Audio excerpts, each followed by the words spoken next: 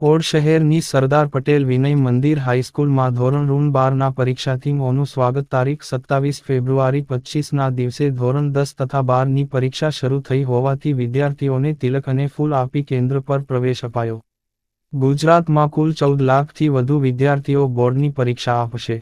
ગુજરાત માધ્યમિક અને ઉચ્ચતર માધ્યમિક શિક્ષણ બોર્ડની ધોરણ 10 અને 12ની પરીક્ષાનો આજથી પ્રારંભ થયો છે. તમામ પરીક્ષા કેન્દ્રો પર બાળકોનું સન્માન કરી ફૂલ, ચોકલેટ, પેન અને તિલક કરી પ્રવેશ આપવામાં આવ્યો હતો. વિદ્યાર્થીઓ સમય પહેલાં પરીક્ષા કેન્દ્ર પર આવ્યા હતા.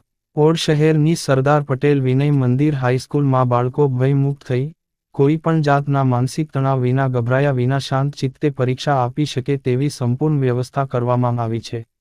પરીક્ષા આપવા આવનાર વિદ્યાર્થી ભાઈ બહેનોને શૈક્ષણિક સ્ટાફ, સંચાલકો, શાળા પરિવાર દ્વારા બાળકોને તિલક કરી, પુષ્પ આપી, મૌન મીઠું કરાવી બાળકોનું સ્વાગત, સન્માન કરવામાં આવ્યું.